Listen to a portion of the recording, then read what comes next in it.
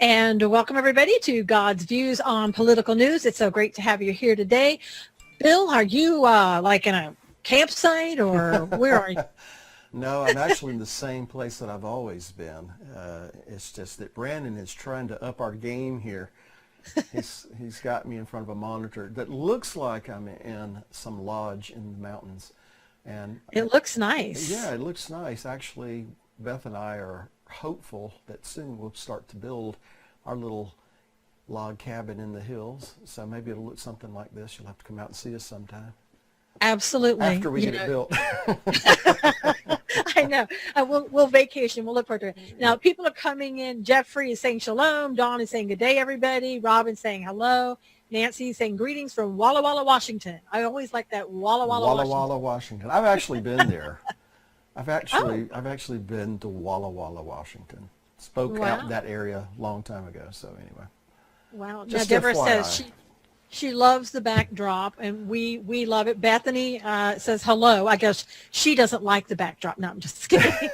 No, she probably loves the backdrop, but all that's going to do is just provoke her to, it's like, we got to get this house built, so. I'm with her. Bethany, get it built because we're coming there for vacation, just so you know.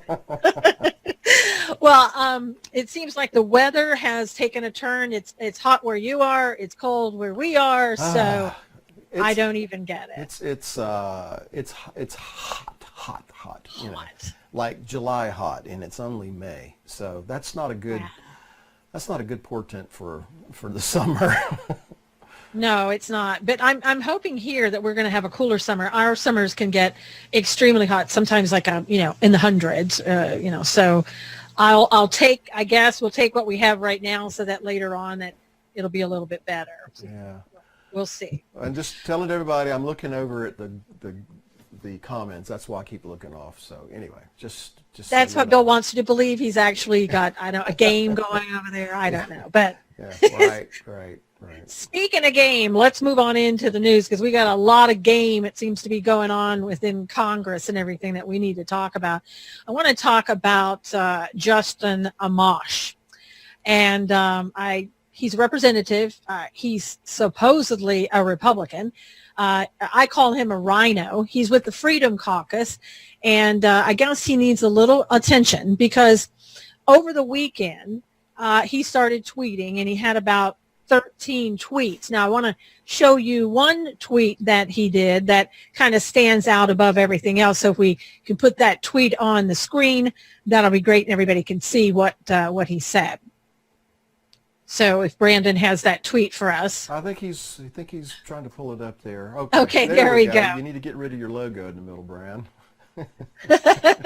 Okay, so what he said are, here are my principal conclusions. Number one, Attorney General Barr has deliberately misrepresented Mueller's report.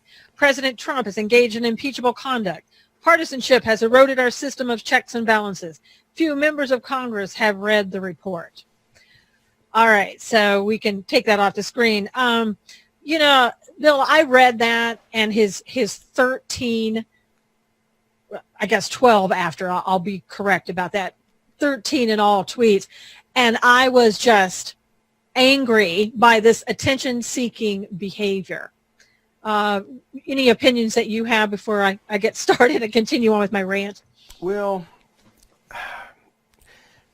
I really don't know what to make of it, seeing that he has, I think he's had a fairly good record as far as conservatism goes up until here recently.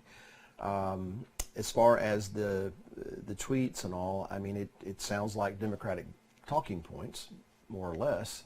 So I'm wondering, okay, what's the story behind this story? And so, got to looking into his background, and, he comes from Palestinian, Syrian parents. Not that there's anything, disqualifying about that at all. It just kind of made me wonder, is there something going on behind here? Of course, he was never for Trump at all. Of course, some of us weren't for Trump at the beginning. But based on what Trump has done, I want to understand why someone who has such conservative values is going to come out and say things like this that have, according to the Mueller report, been disproven. It makes me think that there's something else we're not seeing, something going on behind the scenes, and I can't help but wonder if the Palestinian connection has something to do with it. Forgive me for being suspicious, but that's the first thing that come to mind. And then, of course, there's some other things that we're going to be talking about that have popped up since, since that came about. Yeah, one of the things that really got me when I read that that tweet that we just showed, first of all, he says that Barr has deliberately misrepresented Mueller's report. No, he didn't. No, exactly. No. I mean, that's the Democratic talking point right there. Yeah, I mean, and this guy's a Republican. Let's keep remembering that. Amash is a Republican. Yeah. Well, it's not what they claim to be. It's what they do. You know them by their fruit. So that's what's got me a little puzzled about this. So anyway, continue on. No, I was going to say, also this, he would like to have, he's like the Democrats in that he would also like to have Barr turn over information that he is not legally able to do. And they all know that, for one thing. Barr gave Mueller an opportunity to put his 2 cents worth in. And guess what? He did. He put in a 19-page report inside of that entire report of 400 pages that was released. So what misrepresentation do we have here? You can read Mueller's words. Okay. Did Mueller misrepresent himself? Because that's the question you would have to ask. I mean, it's ridiculous for him to say that. Now, he says that Trump is engaged in impeachable conduct. In what way? Well, there's no collusion, no obstruction.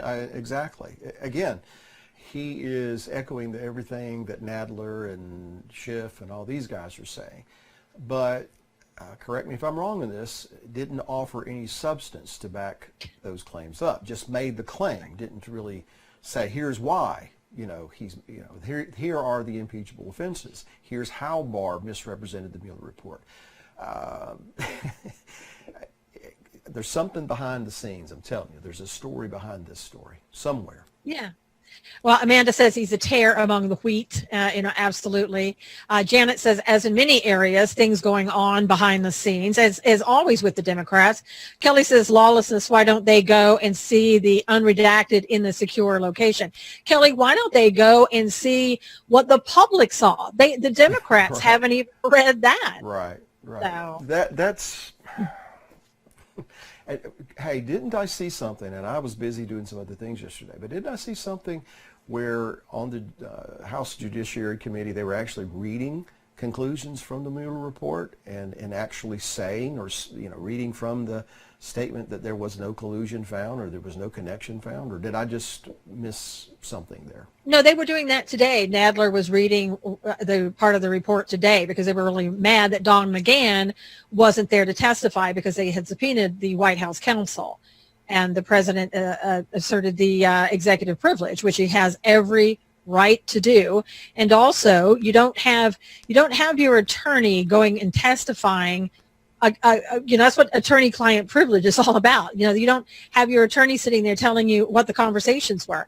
And as they pointed out, the Republican Collins pointed out, if you want to know what's in the Mueller report, why don't you ever have Mueller come here and before the House? You subpoena people that can't give you the information you want because, like Barr, it's against the law.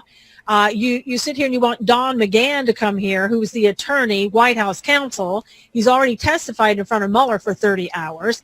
So why don't you have Mueller himself here if you really want to know the truth? Yeah. They don't really want to know the truth. Well, and they certainly haven't issued a subpoena for Mueller, and when it came about that he wasn't going to come and testify. So, yeah. Yeah. And he may or may not. Now, Grace retweet said the Mueller report shows that the Russian state did intervene in the 26 elections. And it also, they tried to, Grace, and there was it didn't do any damage at all. Alan said there's no substance. And Grace said, is it fair to say that there's not enough evidence of illegal collusion? 2.5 years, Grace, 2.5 years of looking at everything. And there's no difference. Now, Edie says that we need to adjust the audio on Sure She Ministries with Bill. That Bill's not as loud as I am, so that could just be because Bill is a quiet guy, right? Well, I can talk loud if you want me to. So no, Brandon's saying no, don't do that. So I don't know. Well, and Alan's saying if you repeat a lie long enough and loud enough, then people start to believe it, and that's kind of what it is. Well, Yes. going back to the Russian thing, as I understand it, and hey, I haven't read all of the Mueller report either. So if you've read it all and you can and correct me on this, please do so. But it's my understanding among those who have read and researched that there were some things that the Russians tried to do. But they, number one, were of minimal effect. Number two, Right. anything that they tried to do in approaching the Trump campaign, anybody affiliated with Trump, were rebutted. They didn't do anything. They didn't respond. They didn't receive anything. They had nothing to do with them. So, the Russians, the Chinese, and all of the enemies of America have been trying to do things to undermine our society since the Cold War. I mean, that's nothing new. So to act like all of a sudden the Russians are trying to interfere is something just that come about just with Trump is ridiculous. That's been something that's been ongoing. And I want to point this out too, and I know you got something you want to say. Yeah. But I want to point out that the Obama administration very blatantly tried to interfere in Israeli elections a few years Absolutely. back. There was Yep. no covert operation there. It was out in the open. It was very overt. So anyway. Well, and not only that, but the thing that we're kind of not looking at at least not yet, is that Ukraine has said, look, we tried to interfere with your elections. We tried to help Hillary Clinton. There were people in the Ukraine that did, and we're not even looking at that. So maybe that's coming with Barr, that he's going to be looking into all of that, and let's hope so. Now, Bob Wilson said he blames climate change for that. Now, I know, Bob, he's just kidding. So. Well, today is one of those days, and for the next week, that I might be a little sensitive to Al Gore and his whole thing, seeing how hot it is, and I'm just kidding too. And so, you're just kidding. I know. yeah. Well, now here's one of the things about that. When I did some research about Justin, I was thinking, why would Justin Amash be coming out now? Is it because other people like Rashida Tlaib and Omar Ilhan, who are also, Palestinian Muslim, is he doing that because they're getting attention? He needs attention. Is it because everybody else in the 2020 Democrats right now are coming out and they're campaigning, and Amash may be trying to do the same thing? Here's what I found. Back in April, with Michigan Live in his hometown, here's what the article said about him. Justin Amash is reconsidering his place in a party he is at odds with, isolated from Republicans, and have largely bent to the will of the president. The Michigan Republican is gaining a national following, not to my knowledge, as a congressman who isn't afraid to buck the Republican line. Often going to toe-to-toe with the party's biggest star, President Donald Trump. The article also states that he's leading the charge for a third-party presidential option. I mean, there you go. He wants to run as an independent against the president, come out, and he's coming out now like everybody else, trying to, test the waters. That's what I see. Look, I'm not going to take issue with someone who has a differing opinion. I'm not going to take issue with someone who wants to, who they think they can win, run for president. That's their prerogative. But I don't think that what we have is a situation where the Republican Party is bending to Trump. I think that it's the Republican Party is seeing that some of the positions that Trump has taken and some of the actions that he has taken is not only good for America and Americans, but it's a winning prospect. And it's in some instances, it's just the right thing to do. So I'm not so certain that it's the Republican Party is just bending to the whims of Donald Trump, and I know that there are others who are going to interpret it that way. But when someone like Amash takes issue with Trump, in my mind, what they're taking issue with is the man who says we need to defend our borders, taking issue with his stand against the abortion industry and those who would just commit infanticide. I mean, I don't remember any other president, and I could be wrong in this, but I don't remember any other president during his State of the Union address staring down the other side that are so pro-abortion and pro-death and basically telling them they're a death cult. Now, that's paraphrasing it, but that's basically what he did. And I don't remember anyone doing that. Perhaps Ronald Reagan did something similar to that, but I don't remember it. And then there's no other president in the history of the United States since Israel became a nation and since the time of Harry Truman who's been as actively pro-Israel, at least in terms of acknowledging Jerusalem as the capital of Israel, that Israel should be and ought to be sovereign of the Golan Heights. So those are the things in my mind that Amash is coming out against. That's the way I see it. So going back to why is he doing this? Is he plotting to run for president? Well, he's off on the wrong foot unless he's going to try to garner some Democrats, away from the extremes that they're running in their party. But that's just going to split their vote. That's going to ensure that Trump's going to win.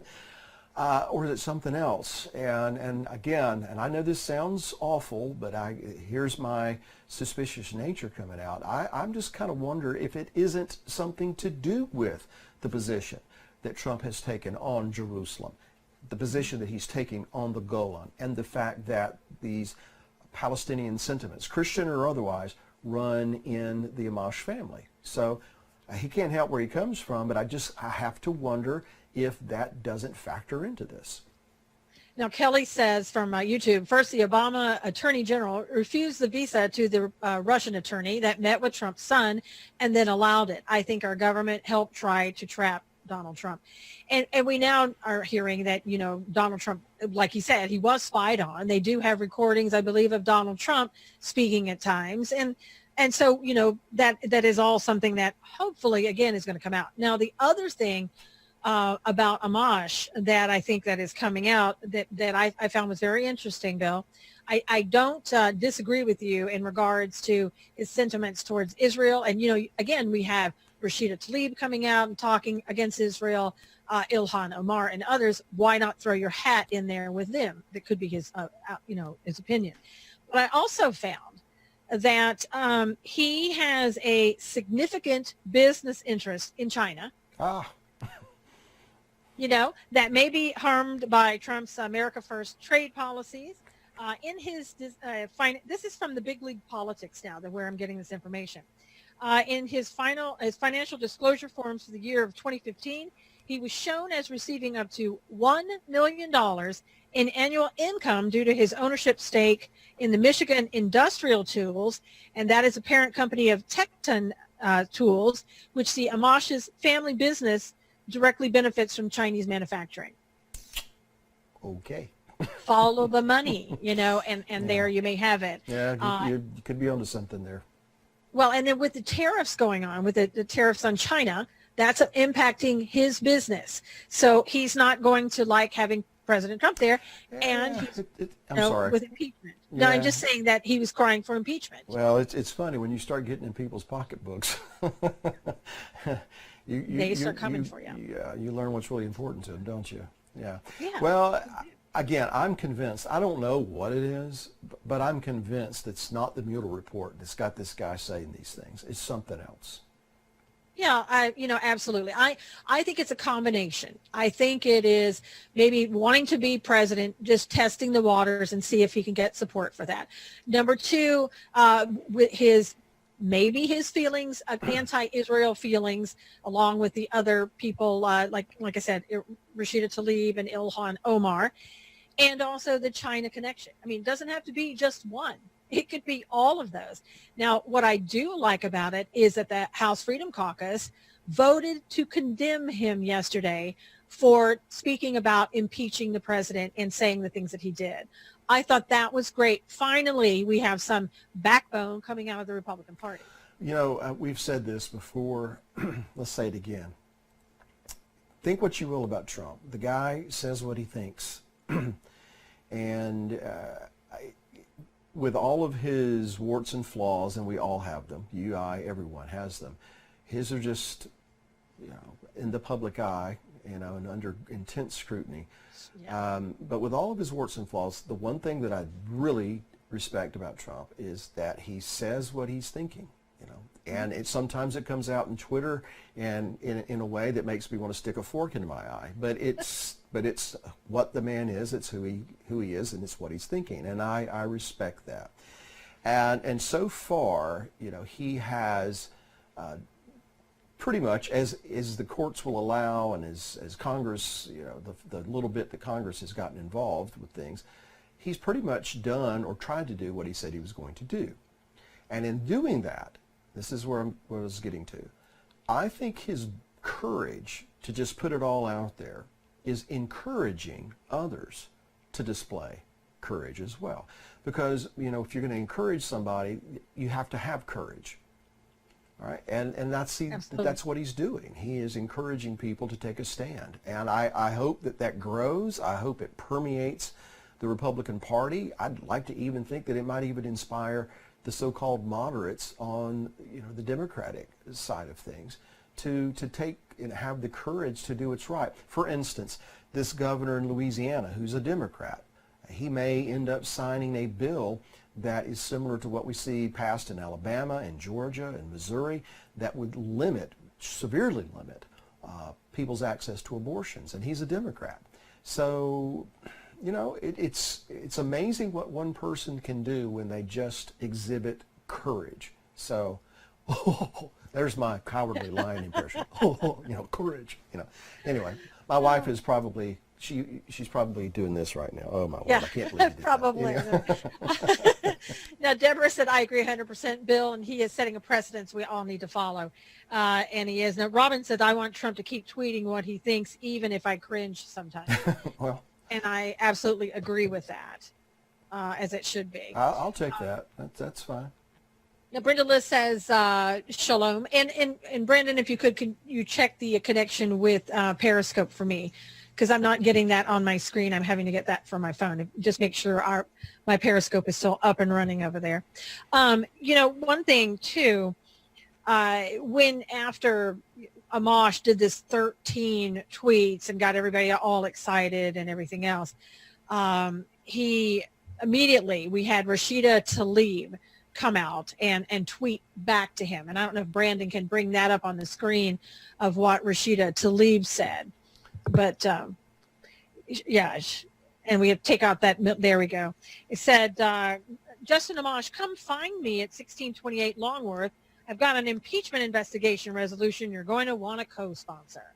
So, getting everybody all in there together and going after the president. And I heard that Nadler was having private meetings with Nancy, and other Democrats are coming out to try to get Nancy to agree to go ahead and impeach the president of the United States based on nothing. Well, if Amash does confer with Rashida Tlaib, then that is going to stoke my fires as far as the whole anti-Israel thing. Now, to be fair to the man, I have not taken the time to research and see what his position is on things that pertain to Israel, and did he support the president in these statements. I don't know.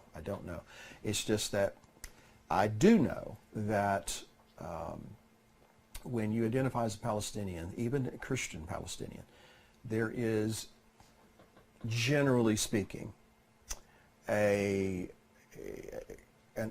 opposing view of Israel. And there are exceptions to that, because I know I'm going to get blowback from that. Yeah. Okay? But I'm speaking in a generalization here, and I don't know that to be the fact. I don't know that to be the fact where this man is concerned. It's just that with Rashida Tlaib, kind of making overtures toward him, it's going to be very interesting to me to see how he responds to that. Maybe he'll blow it off. Maybe he'll ignore it. I don't know. But if there are conferences with Rashida Tlaib, that's going to fuel my fire in that respect, to really kind of see, is this something that's going on behind the scenes? It just makes me wonder.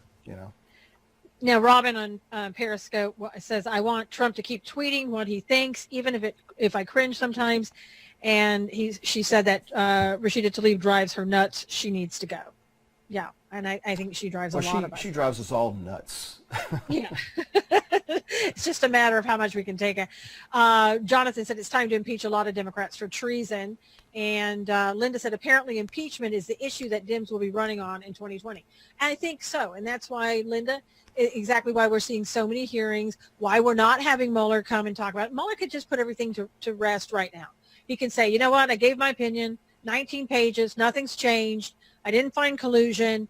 I didn't find obstruction. I didn't even go. I left that to Attorney General Barr. I'm done. Yeah. Well, that would be the smart thing for him to do, wouldn't it? Yeah, well. But smart isn't necessary. Okay, now I'm the one that's supposed to be offending everybody today, Susan, not you. No, I got to get my chance in it. Janet has a question for you, Bill. She said, how is it possible to keep a calmness when the political world here in the USA has gone completely insane? I can hardly listen to the news and watch this. Who said I was calm? That's what Bill looks like when he has his coffee. You don't see me at home. My eyes twitching and and all those kinds of things. To be serious, we cannot let the politics of the day run our life. We can't allow it to govern our lives. There's a higher power, there's a higher calling, but at the same time, we have to use these talents and gifts and values that the Creator instills in us through His Word to play a role in our lives and to affect things outside of our world. That's why we're talking about these things, because believers need to know what's going on. Number one, we need to speak about these things, and we need to act. We need to get involved with what's going on in our little world and act so that we can begin to affect a positive change in all these things. Somebody just this week, I had written an article for our blog. That's the title of it is "Who Will Stand in the Gap?" And the essence of it is this: that God looks for people who are willing to kind of put it on the line and stand in the gap for the sake of people who, in biblical terms, really aren't deserving of God's mercy. But He's still looking for somebody who will stand in the gap for those people. Examples are Moses, for instance. But anyway, I got this lady who got really upset with me about the article because I said something in comparison to Trump and Hillary. And basically siding with Trump on his stand where abortion is concerned, where Israel's concerned, as opposed to Hillary. And she made this statement, more or less: you're in the ministry. You're not supposed to get involved with those kinds of things. I wish you'd just not get involved and you just stick to what the Bible teaches. And so I'm thinking that's the sentiment that unfortunately so many have, that if you're a believer, if you're in the ministry even, that you're not supposed to talk about these things, you're not supposed to get involved with these things. Well, that is why we're in the mess we're in right now, because we haven't gotten involved in those things. And, to be fair, there was a time that I was like, forget it, I'm done, it's all corrupt, it's beyond repair. And I've had to repent of that sentiment and turn the tables on it. And no, I'm going to do my part. So the calmness aspect of it is not really calmness. It's just a resolve to do something about it, to say something about it. And if I come up short, I come up short. But I'm going to leave everything out there on the field, so to speak. And I think that's what we need to do. And President Trump is giving us an example of how one person, yes, I understand he's the most powerful man on the face of the earth right now, but one person can inspire other people. The Freedom Caucus taking a stand, you pointed that out. And how many others? So we can affect a change. Of course, ultimately, we want to be in the will of God. Yeah. Now, Alexis on Periscope said, our God reigns. If we agree with heaven, the help and order continues to flow from the earth. Michelle says, that's what separates Trump from the politicians, courage to speak his mind. Monique says, great point. I refuse to watch the news anymore. It's too depressing. Bethany says, exactly. Deborah says, you appear to be, calm. Dawn says, that's why Brandon keeps your volume down. Well, my dad, and my dad is no longer with us, but one of my pet peeves with my dad was he would watch Fox News pretty much all day long in the evening, And all it would do was get his blood pressure going, and he'd scream at the television and such. And Brandon and my other son Nathan were younger at the time, and we're like, do we take him over to his house because oh my gosh, he's going to have Fox News on? It shouldn't have that effect, on us. It shouldn't take over our lives to the point that all we're doing is getting depressed and screaming at the television. If anything, it should provoke us to action. And Jenna said, no, just all of us. I get so angry and I have to get up and get away and pray. And that's a good thing. You know. That's a good thing. Brenda Liz said that's the reason why we have Roe versus Wade and God out of schools, because of that mentality of never getting involved and thinking we can't get involved because we're Christians and we shouldn't go into politics. We shouldn't do anything, about that. And that's why we have the show, God's Views on Political. Right. So Bethany said David was far from perfect, but very effective. So, and everybody says you're so right. So they're also laughing at me. I see that too. So. I know. Well, I wasn't going to put that part in, but okay. I saw it. So now, and with the Democrats, we're never going to. People keep saying, when are they ever going to stop coming after Trump? When are they going to stop doing this? And as we know, and biblically speaking, if you are doing what God has called you to do, and you're doing God's purpose, you are going to be attacked up one side and down the other. And if you aren't being attacked at some point, then you're not doing anything, most likely. If the world likes us, we're doing it wrong. Exactly. And they're not going to stop coming at him. They're not. No, they're not. It's just two things: abortion and Jerusalem. Those two things right there. There are other issues that he's taken his position on that I agree with, but those two things, and because of the stand that he's taken, because of the action that he's taken, the adversary, Satan, the devil, whatever you want to call him, the forces of evil are threatened. They're concerned, I guess you'd say, about the longevity of their industries, where Planned Parenthood, for instance, things like that. The world that wants to see Israel wiped off the face of the map. So they're not going to stop coming at him, and that's why you and I, as believers, need to pray, yes, for the person, Donald Trump, but we need to pray for the purpose, God's purposes in all of this. We have maybe a very slim opportunity, but nevertheless, we have an opportunity to turn the tide on some things here. And Janet said, amen. John tells us that Yeshua said the world persecuted him, it will persecute us. Monique said, okay, if that's how your dad was, then you'll understand why I can't take the news, at least not the negative, depressing, hateful news. I do watch Hannity, Laura Ingraham, and Shannon Bream, but that's it. Yeah, but just don't scream at the television, okay? And frighten your grandchildren.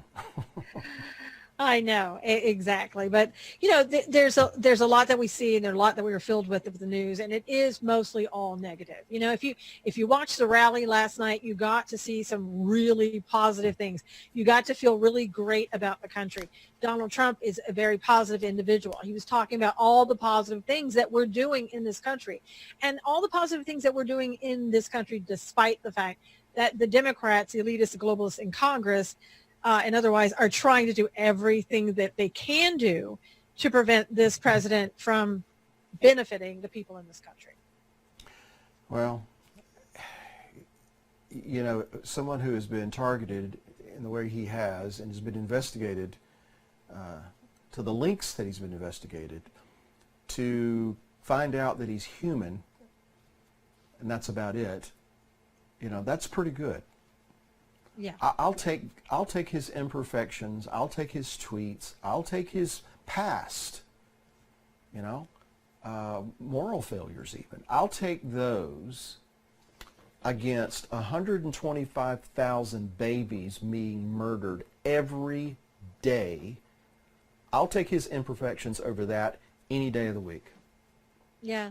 And he I don't know if you heard this when we're talking about the abortion issue. He did clarify his stance on abortion, where he is not for rape and incest. He would keep in as the exceptions to the abortion issue, and I also think that as far as getting it to the Supreme Court and getting anything overturned, it's almost that you have to keep those in, because it's the Supreme Court is going to throw that right out. That's the way I see it.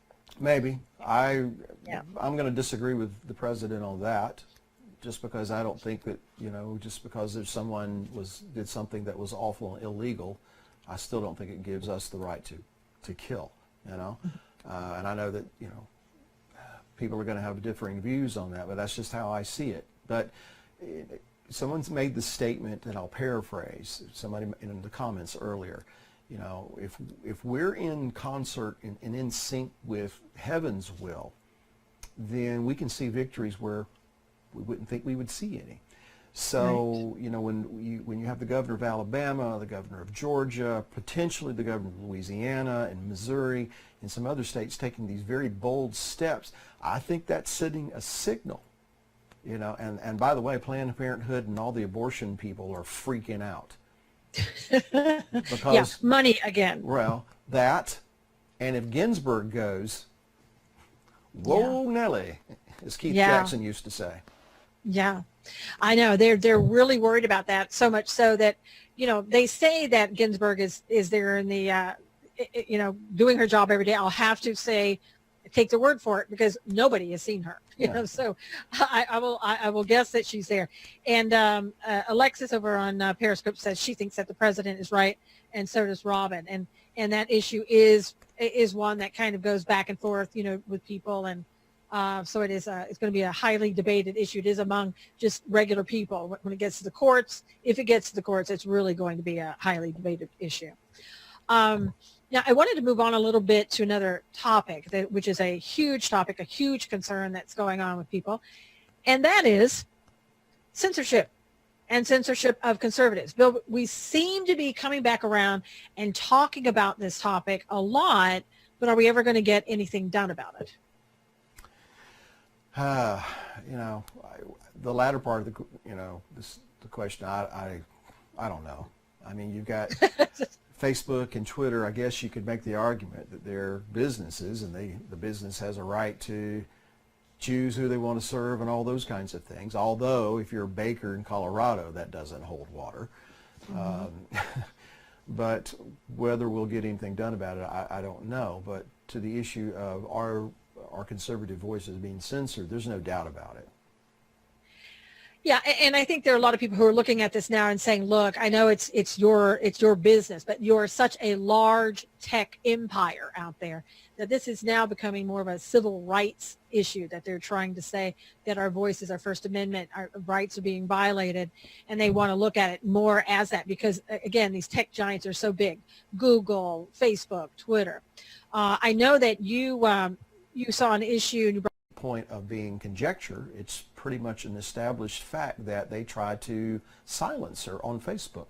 So it's just another point of evidence that we have that Facebook or Twitter or whoever threat are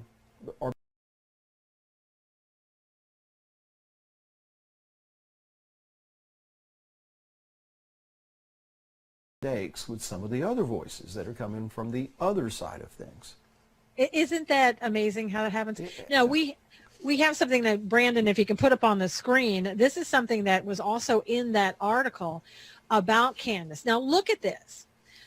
This is basically saying here, we have something kind of like a hate list, I guess, but this is extra credit. We should look into these after we're done with the above designation analysis. So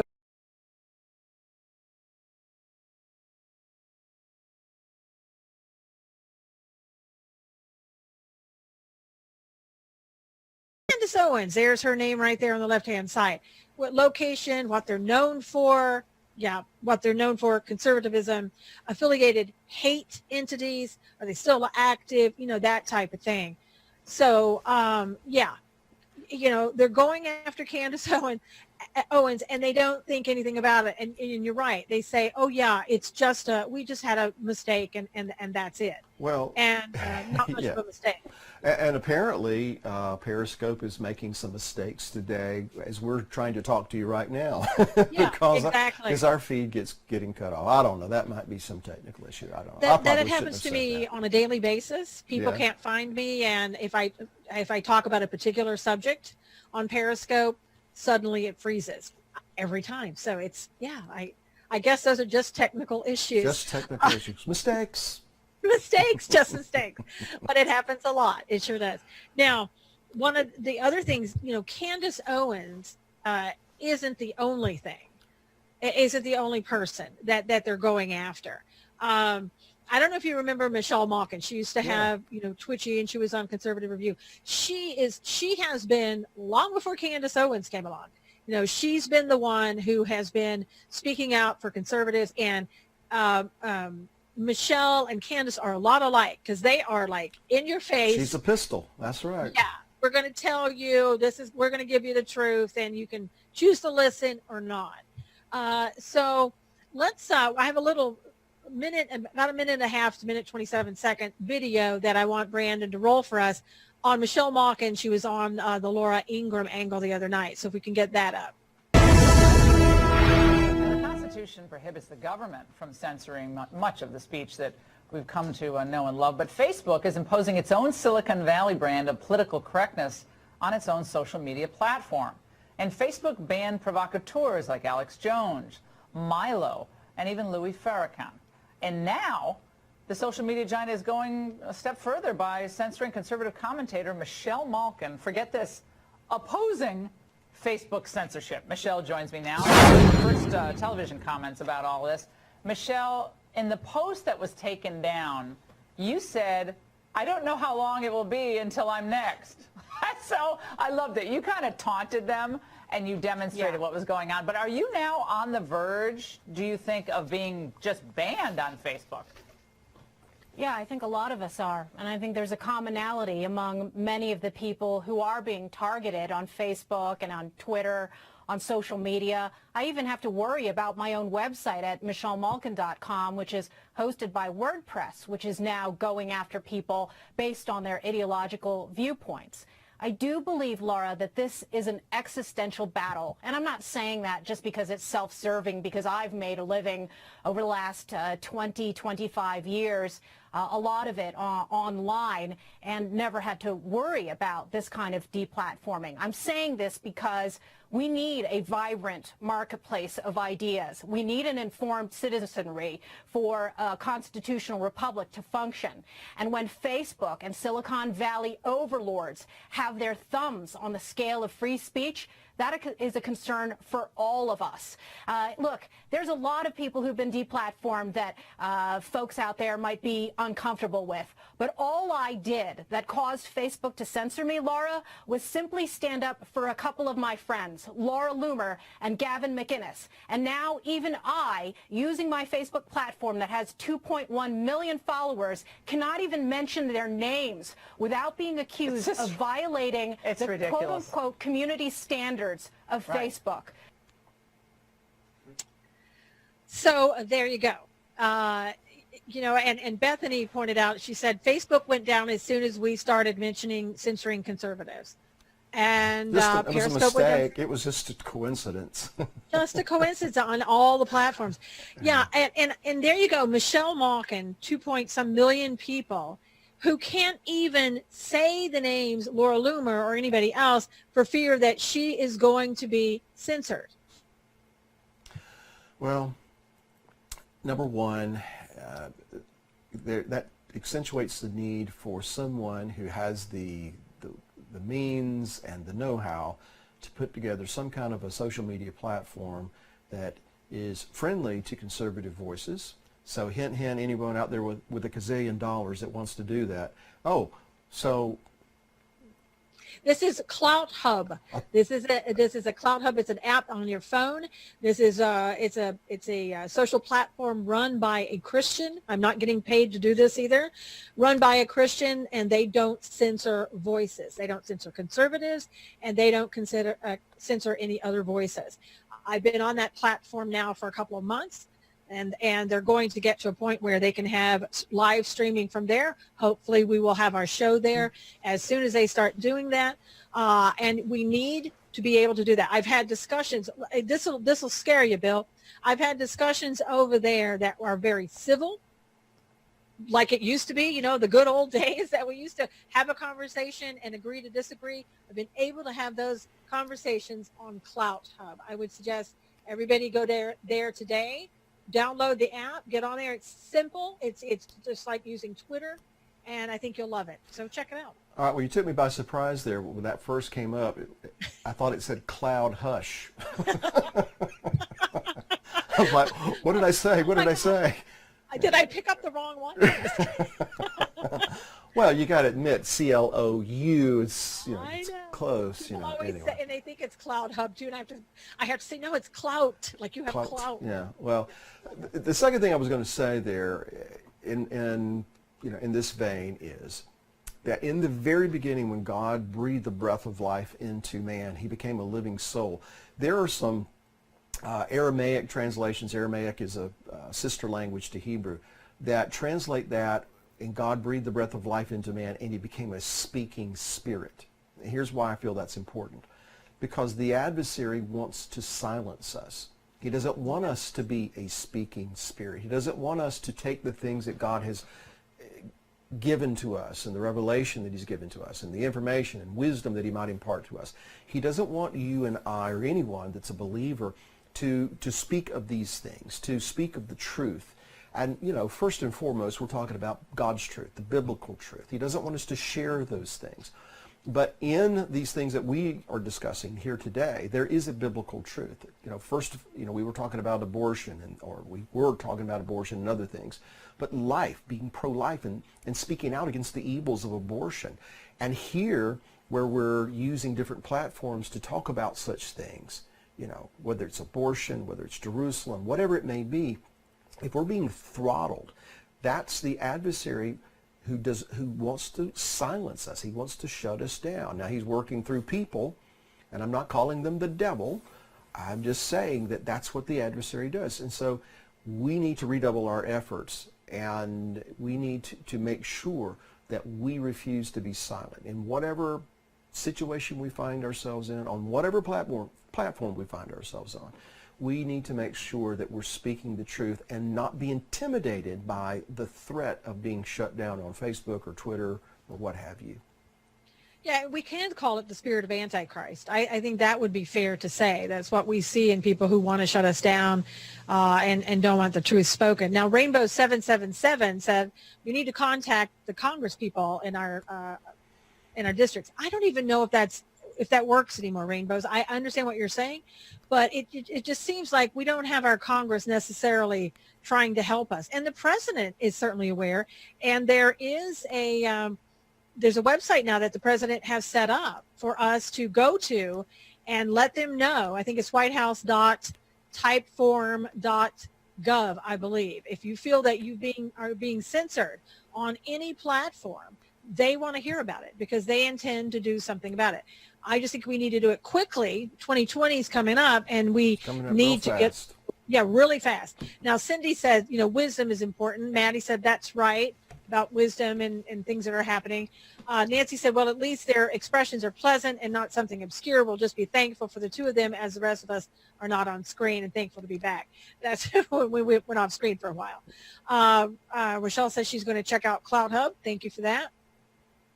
Let's see other things. Bill, I couldn't agree more, but I'm wondering if there's a few people who God either missed breathing the life into their souls or chose not to. Not sure about that. I'm not sure what the question is or what the point is. I think what we were just talking about, but I I'm not sure how it kind of goes with that, but maybe when you were saying they're not demons, and then you weren't going to call them demons. I think that's Oh, what you're she's talking about talking the people at Facebook and all. Well, Yeah. whoever made that statement, if you want to clarify that a little bit more, Matt can respond. But I'm not following just yet. Now, Robin said every time I contact my congressmen or senators, I get the same generic letters back. Monique said there are so many evil people that just seems like they are without souls. I guess that's what she's okay, talking about. okay. Well, they have a soul, but it's being influenced by the wrong spirit. That's for certain. And we give ourselves over to a certain mindset. That mindset affects what we do. And that's why it's important for us as believers. Paul tells us we're not to be conformed to this world, but our minds need to be renewed so that we're not entangled with the way the world thinks. You know, we are in the world, but we have to kind of be a set apart people. And unfortunately right now, you know, Facebook, Twitter, YouTube, these are the social platforms that people use. And so we try to utilize these things to get our message out there. But the day may come, you know, when they shut us down completely. We need to be prepared for that. Now, Rainbow 777 said knock on every door. And, you know, I guess Monique's question is now, she said there's so many evil people in the world today. I'm wondering if there were some born with evil souls. Well, that's a deep theological question there. I tend to say no.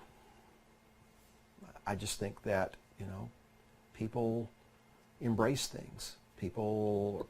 Some people are introduced into lifestyles and environments that are godless, and they unfortunately are, you know, have an uphill battle. But then the Bible tells us there's really no excuse not to know the truth, because Abraham grew up in a pagan society surrounded by idol worshipers. In fact, tradition has it that his father was an idol maker, and yet he come to the conclusion that there was only one God, reached out to him, God called him, and from him raised up a nation that was to be the oracles of God, to be a light to the nations. So, you know, I would say no. We make choices. Sue said we have to keep our eyes on the light. And Rainbow said, I live in Silicon Valley where young people that have been brainwashed there. Karen said we all have choices. And Dawn said, I agree. We are born of a sinful nature. We are fallen and we are in a fallen world, Emil said, excuse me. Now, I want to talk about a fallen world and talk about, you know, the spirit of Antichrist. Things are happening, Bill, to our children, and we see this kind of every day. We see a darkness trying to get our children. It's the way, I don't know any other way to explain it. You came across a PBS article. Can you tell us a little bit about that? Well, actually, my wife, Beth, came across the article, and she forwarded it to me. I think it came from the American Family Association. But anyway, she forwarded it to me, and what it was about is there is this PBS program, a children's program, that's this character named Arthur, I think. And these are young kids. Yeah, these are little kids. Really young kids. Little kids. And anyway, in this PBS-produced program for children, they introduce same-sex marriage and pass it off as this is good, this is wonderful, this is normal, this is just like any other marriage, and etc. And so obviously it is PBS, which is the public broadcasting system, funded by our tax dollars, is not only are our children being indoctrinated in their schools, in public schools, and in some private schools, mind you, but also when you turn on PBS and you think it's supposed to be safe programming for your children. I mean, this is Sesame Street, this is, you know, all of those things. And they watch programs like this that introduce same-sex marriage to them. So we're going to have to be very diligent about what we think is safe for our children now, because this indoctrination is everywhere. Now, Bethany says it's supposed to be about promoting reading on that show. I guess what kind of reading materials would be the next step. Now, in this particular show, I looked that up too. It's the Mr. Ratburn character, who is, I guess, the teacher, and Mr. Ratburn is gay. Yeah, I think Brandon's got an image here that we could put up on the screen for, you know, if people don't know what we're talking about. But when Beth sent that to me, I thought, you've got to be kidding me. So anyway, I mean, isn't that a clear indication of why parents should always, always, always watch and see what their children are reading and what they're watching? You can't put them down in front of the TV and say, "Oh, well, it's Disney now," or it's PBS, and it's it's okay. It's what my beliefs are. It certainly these days isn't true. Well, Sesame Street isn't what it used to be, right? Yeah. Saturday morning cartoons. I don't even think they have Saturday morning cartoons anymore. But anyway, no, you cannot assume that those things that have always been regarded as safe for our children are safe anymore. Now, Brenda Liz made a good point. Listen to this. She said if they can't abort them, they will do anything to mess them up emotionally and spiritually. The only explanation to me is an increase in evil to prepare the next generation for what the Antichrist will be all about. Boy, that's well put. Yeah. You're talking about depravity and things of that nature. If that's true, getting people ready for the Antichrist. Yeah, I'll bring this up just a little bit. I sent Bill something yesterday, and I'm not going to put any pictures up. No, we're not. But this is California, in all of its wisdom, has decided that they're going to have, this is a book for elementary school kids. This book was so graphic that I told Bill I felt like I was doing something illegal by sending it through the internet to him, because it was just, it's in your face graphic. It's something that as an adult, I'm almost uncomfortable looking at, but I'm really uncomfortable knowing a child is looking at it. It goes well beyond the bounds of being biology. It's Yes. pornographic is what it is. And Yeah. it would be bad enough if this was shown to high school students. Yes. But my understanding is this is going to be elementary age students. This is elementary. It's unbelievable. I would, if they showed that to my child, somebody's going to tote a butt whooping. I'm sorry, but that's ugh. Anyway. And not only do they show you pictures, but they go into things that couples, let's say married couples, should be doing, and not other people, not children especially. And they're saying to children that it's absolutely okay, this is normal, you should do it, go for it, that type thing. Well, amazing. They also went into things that married couples shouldn't be involved with. Yeah. Really, yes. Anyway. I agree with you there. And then Akati, I know I'm going to mispronounce your name, and I'm sorry. It said, "Wow, should we be surprised? Man will be lovers of themselves." And remember, the thought is it takes a village. The government wants to be the village, and they are becoming the village and pushing the parents out of the way. We also have Bill too. Other stories that we've heard where middle schools are bringing in drag queens into the schools. So again, if this is not your belief, if as a Christian, if these are not the principles that you follow, your school doesn't care. A lot of these programs you cannot opt your children out of, only if you homeschool them, which, I would say that would be the day, if I weren't homeschooling before, that would be the day that I would be doing it, when they're doing things that are in disagreement to my religious beliefs. Well, and this is another example, Susan, why we cannot be silent. Yes. This is another reason why we have to get involved, because our absence in this realm is an open door for these kinds of sick ideas and lifestyles to enter in and inhabit our schools and the minds of our children. Yeah, and I know people that say, what happens if there are kids, let's say, that are in school that are gay, or kids that are just not sure. And in this world today, I would think you would be confused about everything, because the way that the adults are teaching you should be confused as a child, because they're telling you at 2 years old that you can make a decision about what sex you are, okay, what gender you are. But there are people who say, if that type of thing, if that's what you want to do, it should be done way outside of the school. I take it one step further. I don't think your school should ever be teaching your children about sex education or anything like that at all. They should not. But, let me make this quick point. I know we're short on time here. But when we give in to the idea the government's going to give us something for free, whether it's public education, health care, what have you, when we start going down that road, and we've long made that decision, long ago, but everything that's free is going to come with a cost. And it's basically, I'm going to give my consent to give up certain rights, standards, values in exchange for this free stuff from the government, education, Yeah. healthcare, what have you. That's where we're at, and that's why we need to take we need to take control back over the lives of our children. Free always For has a starters. price. That's Yeah, exactly. Now, Paula says she teaches teens at school, at church, and they're so burdened with what goes on in public schools. So that's really horrible to see that. And Lena said, can it get any worse? Messiah must be at the door. I agree with you, Lena. I absolutely.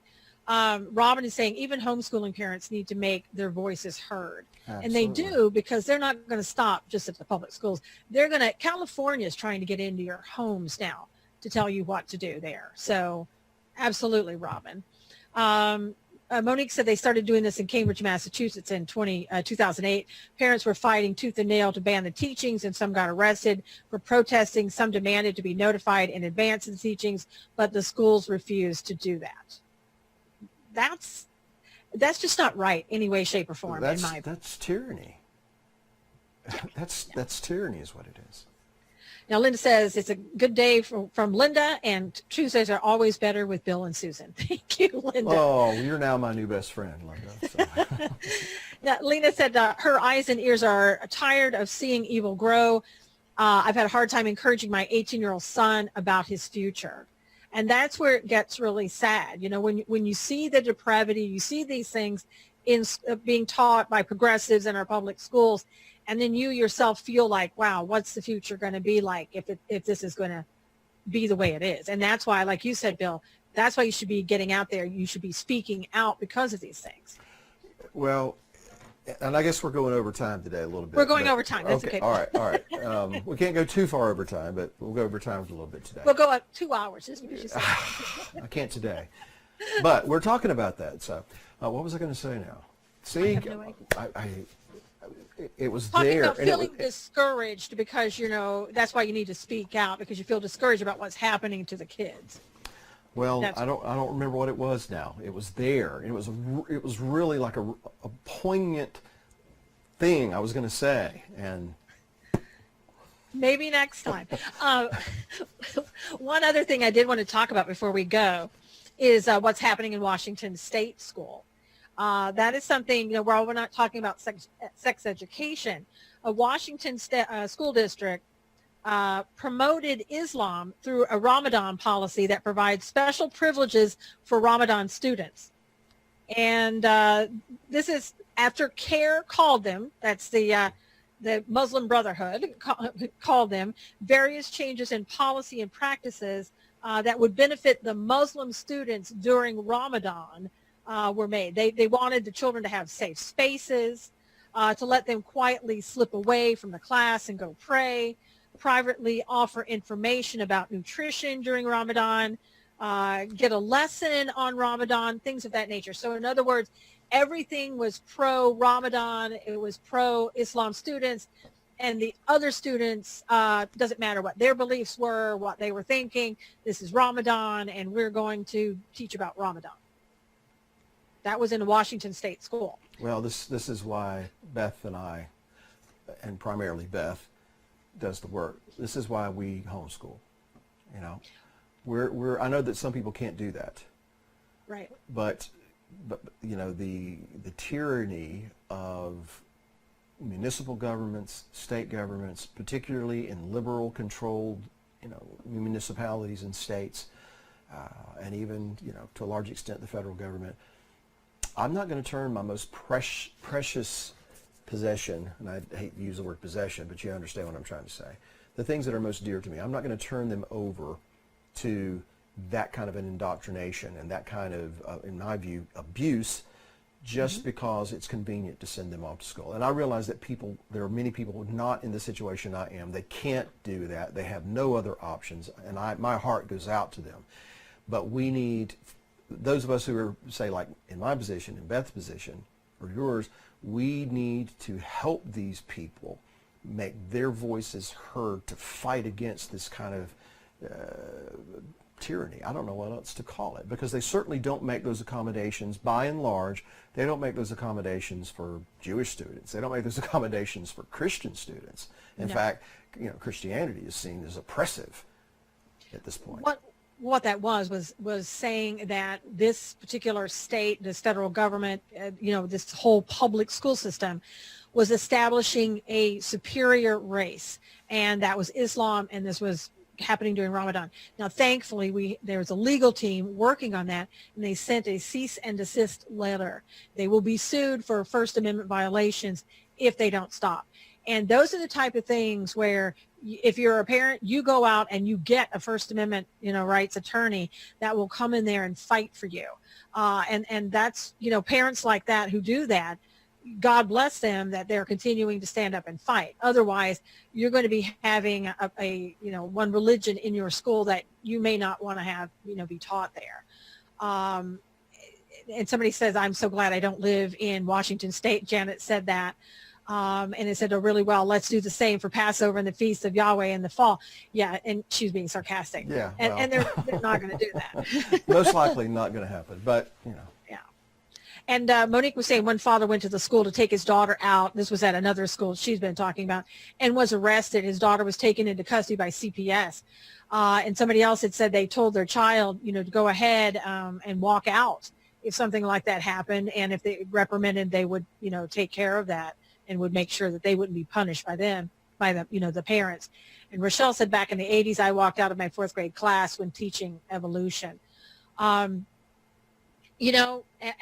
time goes on, as we are farther and farther along in the timeline of the end times, we're going to see more and more of this happening, more and more of our Christian principles being tested, and we're going to be tested.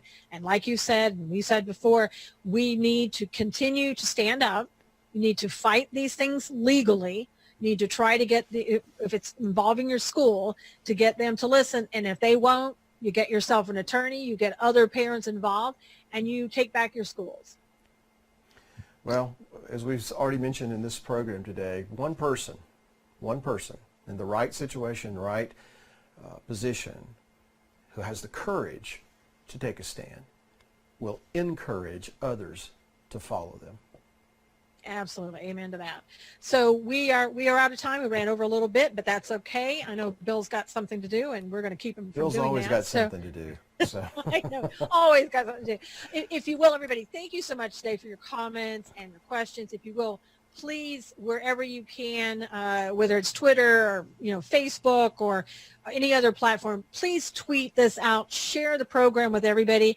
And you're going to have 2 parts because we got cut off there when we were talking about some censorship in that second part. So if you could share both parts, that would be great.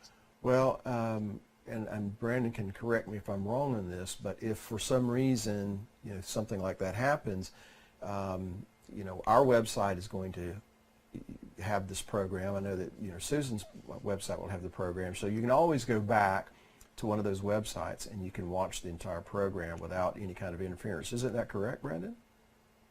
Yes, you'll have that both is parts correct. there. Yes, if you'll nothing have, else. everything will be right there together. So. Yeah, so you can go to billcloud.com or susanknowles.com. So either one, you can get everything and just share it with everybody.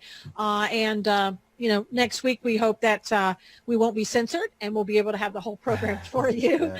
But until then, thank you everybody so much. God bless you. Have a great day. We'll see you again next week. All right, bye-bye.